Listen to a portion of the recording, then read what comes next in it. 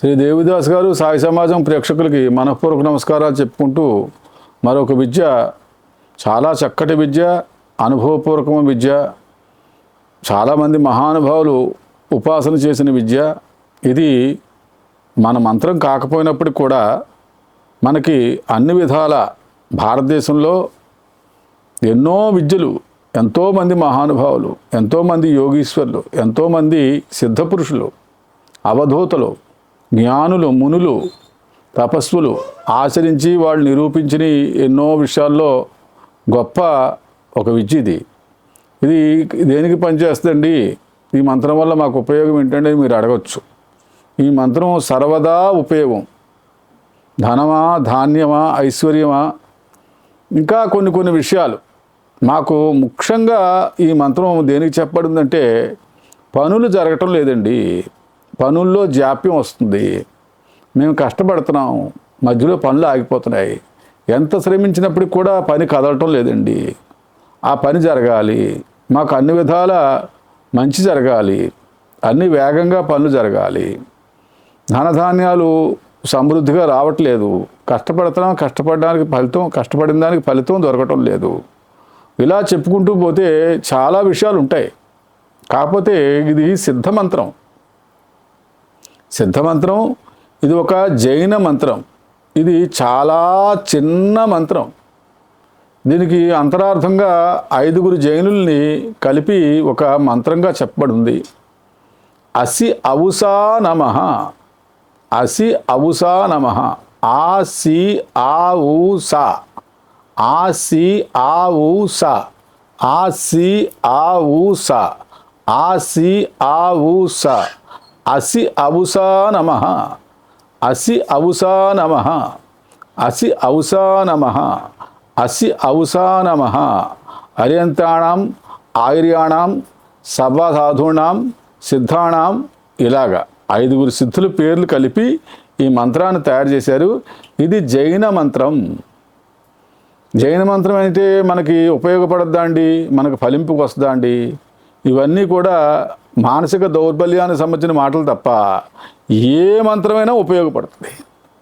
ఏ మంత్రమైనా ప్రతి మనిషి సాధన చేయొచ్చు, తద్వారా లబ్ధి పొందొచ్చు, సుఖశాంతులు పొందొచ్చు, అన్ని విధాల సిద్ధులు కూడా దీనివల్ల కలుగుతాయని చెప్పడింది. 5 సిద్ధుల పేర్లు కలిపి అర్యంతాణం ఆయుర్యాణం సిద్ధాణం సర్వసాధూనాం, ఇలాగా ఇవి 5 పేర్లు రాయబడి ఉన్నాయి. ఈ 5 పేర్లలో ముఖ్యమైనది అసి అవుసా నమః, అసి అవుసా నమః, అసి అవుసా నమః. ఇంతే మంత్రం. ఇదేం పెద్ద మంత్రం కాదు, చాలా చిన్నది, చిన్న వాక్యం.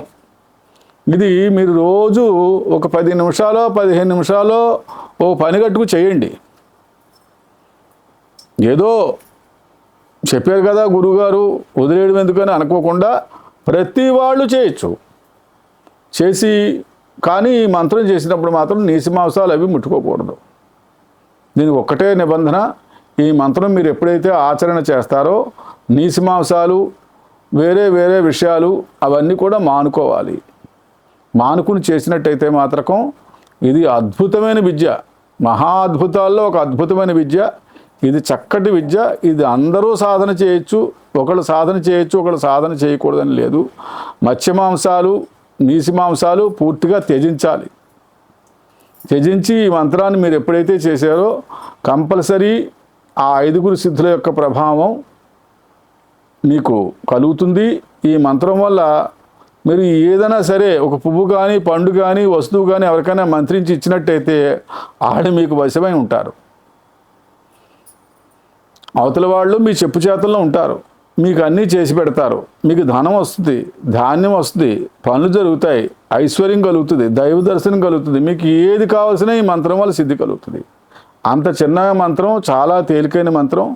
ఇది చాలామంది నా శిష్యులు సాధన చేశారు, మంచి విషయాలు సాధన చేశారు, మంచి విషయాలు సాధించారు. నేను కూడా కొంతకాలం ఈ మంత్రం చేసి ఒక 100 రోజులో 200 రోజులో చేసి ఫలితం వచ్చింది, చక్కటి ఫలితం వచ్చింది. ఎలాంటి ఫలితం వచ్చిందండి? చాలా చక్కటి ఫలితం వచ్చింది. ఆ ఫలితాన్ని మీరు అందరూ కూడా పొందొచ్చు.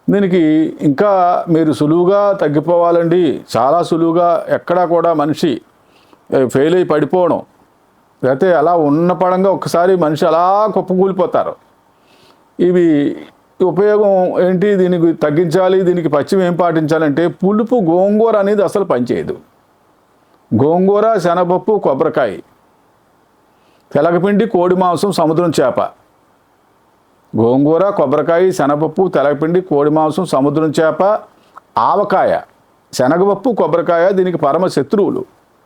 అది మానేసి మీరు తోటకూర తినండి, బీరకాయ తినండి, ఆనపకాయ తినండి, అరటికాయ తినండి, కాకరకాయ తినండి, లేత వంకాయలు కూర వండుకు తినండి. ఇవన్నీ పచ్చిమ పాటిస్తూ మీరు చేసినట్టయితే మాత్రం నేను చెప్పిన వైద్యం అద్భుతమైన వైద్యం. మూర్ఛ వ్యాధనే కాదు, ఏ కారణం వల్ల కళ్ళు తిరిగి పడిపోయినా సరే ఆ రోగానికి ఈ మందు పనిచేస్తుంది. ఇది వాడుకుని ప్రతివారు సుఖ సంతోషాలతో భోగభాగ్యాలతో బతకాలని కోరుకుంటూ మీ దగ్గర సెలవు తీసుకుంటున్నాను.